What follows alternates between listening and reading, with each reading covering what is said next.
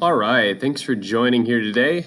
I'm going to be giving a brief overview of the glial cells, also known as the neuroglial cells. And there will be several different types, and there's a lot of different trains of thought as to how many glial cells there actually are, and how many different types and how you differentiate it.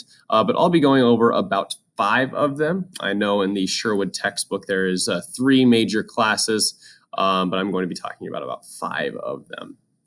So we're going to be starting here with just the history of glial cells. As you can see in this picture here, this is a couple glial cells, for example, the ependymal cell and the oligodendrocyte. And it looks like they're just kind of the glue holding these neurons together. And for a long time, that was the original thought, that these neurons were the big players, the heavy lifters in the central nervous system, peripheral nervous system. But then scientists realized that there is a lot more than just holding these neurons in place that these glial cells do. So back in the mid-1800s, about 1850, Virchow, Schwann, and Remak, they were the founders of these cells under microscopes, and they literally called it neuroglia because glia means glue or cement, and neuro means nerve in Latin. So they were pretty much saying that, hey, these are the cells that glue the nerves to where they need to be so that they can function properly. Because at that point, they knew that nerves needed to be in specific spots in order to function properly.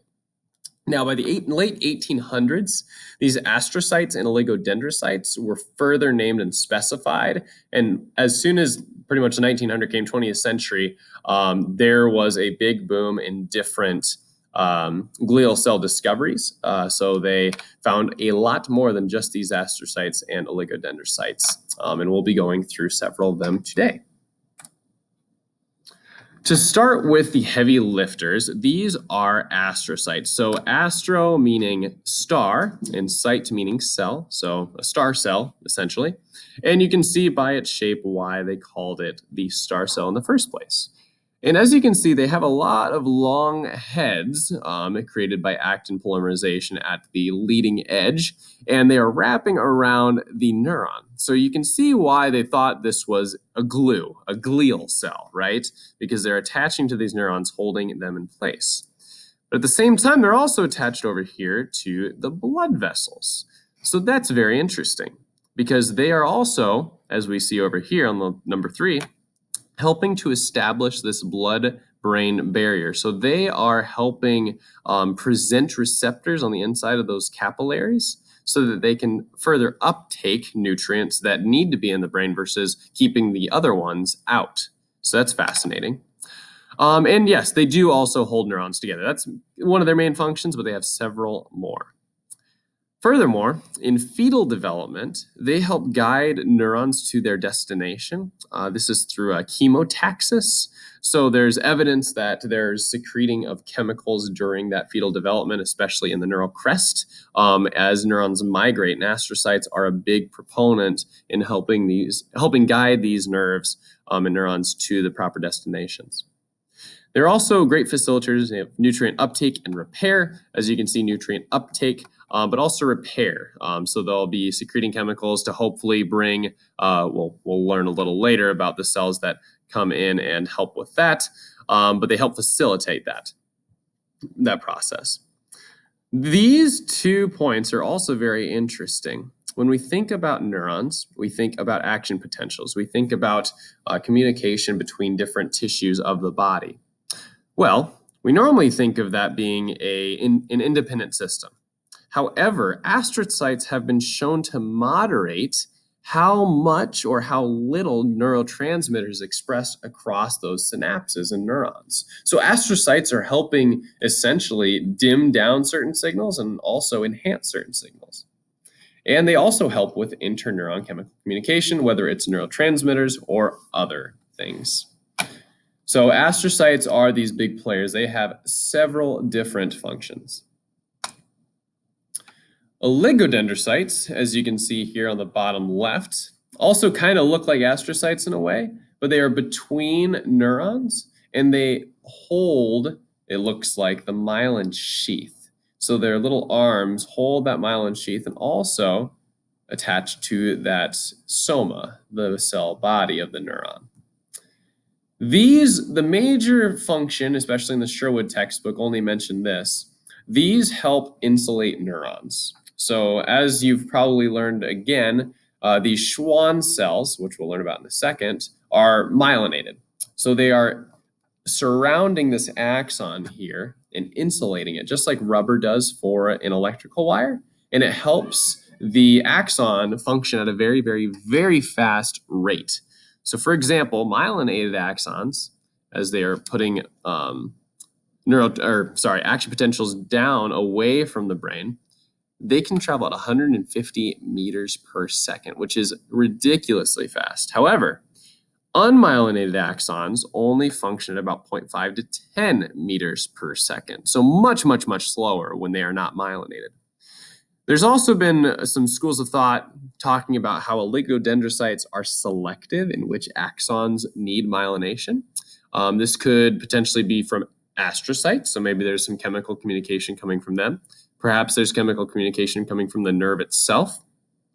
But there's also thought that, hey, when this fires a lot, when this neuron fires a lot, this oligodendrocyte is almost more attracted to this neuron, therefore pulsing this and helping myelinate it so it can pulse at a faster rate. So oligodendrocytes myelinate the central nervous system neurons. And its counterpart, like I just mentioned, are the Schwann cells. The Schwann cells myelinate the peripheral nervous system neurons. So this picture can be misleading because you see the myelination, right? You could say this is a Schwann cell, which I incorrectly said earlier. But these are just myelinated sheaths from the oligodendrocytes in the central nervous system. These guys are in the peripheral nervous system, where the Schwann cells are wrapping around the axon, insulating it, helping it travel at that faster rate. But Schwann cells have a lot of other things that they do. For example, in the basal lamina of the Schwann cell, so that base layer here, say a neuron gets cut off in the peripheral nervous system. In the central nervous system, a lot of the times that neuron would just die. It could not be regenerated. However, these Schwann cells are special in that they have some sort of stem cell capabilities so that they can actually regenerate that axon so it can reach that dendrocyte at its terminal location. Now, there's a lot of different things that go into that that I do not specifically know about, but it does help regenerate axons. There's also been evidence that Schwann cells help phagocytize myelin. So for degenerated neurons that are not firing as much, or the ones that simply get damaged or destroyed, they take up this myelin, which is very rich in fats because it's like a fatty insulated layer. And it can uptake it so that it can be reused in other neurons that need myelination. Now, for this transcriptional cascade that I underlined, this is going to do with how the Schwann cell facilitates this type of wrapping around this axon. So by Salzer, this is a great article, and it showed a picture that looks like this. So in an immature neuron, peripheral nervous system neuron, you have your axon and you have your nucleus of your Schwann cell. The Schwann cells attach to this axon and slowly, with actin polymerization here at the end, so actin are those small units, and they polymerize so they can build on the top, and they'll slowly build all the way around both sides until it wraps fully around it, just like this. And then it will fully myelinate it. So it'll develop more and more and more and more layers to really myelinate and insulate this axon. As you can see from above, there are several different genes that have to be turned on in order to get from immature to promyelinating to myelinating axon. And if any one of these genes, these like cocktail of genes, is turned off, then these neurons will not end up being insulated, and therefore they may not have as strong or fast of a signal. So perhaps there is evidence that in certain neurons, these genes are heightened in the Schwann cell that wraps around it, and in neurons that do not fire as often, perhaps these genes are diminished. And now we're going to move on to the white blood cells of the central nervous system. I mentioned this earlier, but these are microglia. They're similar to monocytes, those white blood cells that are moved by chemotaxis and help engulf different bacteria and just other infections that could come into the body. And I mentioned chemotaxis, so we'll hop down here. Chemo means chemical, and taxis means, I believe, movement. So it's literally chemical movement, moving towards a chemical. This is due to active actin polymerization towards those infectious chemicals. So let's say, for example, this microglia gets a chemical signal like an infection. So maybe the acidity increases in the CNS. Well, these little arms that are normally attached to neurons and attached to different areas of the brain and central nervous system will actually retract. So the actin will depolymerize and then slowly start polymerizing like a filopodia all the way to that space that needs to get help and begin engulfing these little microbes and cellular debris in different toxic areas. Now, this polymerization is facilitated by several different genes, several different ions, but just know that it moves towards those areas of infection. It's also shown to have NGF, so neuron growth factor secretion, and this helps grow the synapses that are really working a lot and diminishes synapses that are not being used. So whichever neurons do not get this NGF or bathed in the NGF, for example, will not fire as often, will not grow as well, and will not be used as much eventually. That was by a great article by Lively. I know you can't see it due to this tab, but Lively in 2013 was a very interesting article about microglia. And finally, we have ependymal cells. So epi means kind of on the outside, so like epidermis. Ependymal cells line that ventricle, those ventricles of the brain.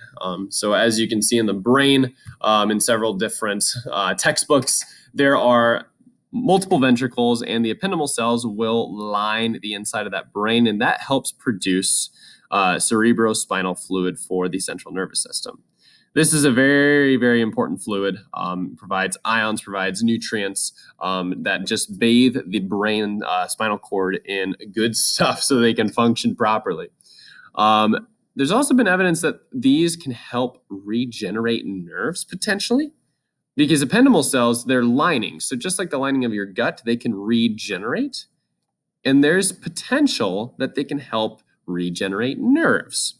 Now, this isn't a simple process, just like we saw in these gene activations for the axon and myelination in the Schwann cell. But there needs to be a cocktail of chemicals produced by probably enzymes, which were first off coded for by genes. So there's several different genes, several different chemicals that go into this neurogenesis. A lot of studies have shown in the past that neurons cannot regenerate, but now we're seeing that perhaps there could be some possibility for regeneration. That's due to the ependymal cell. But the primary goal of the ependymal cell, as you can see, these little, they kind of look like those goblet cells. They help produce this cerebrospinal fluid for the body. So that's a great overview of the neuroglial cells. It seems like we're learning more and more things every day about them. So all of these articles have come from the last about 10 years, 10 to 15 years. So I'm interested to see where it goes in the future. Thanks for watching. Have a great day.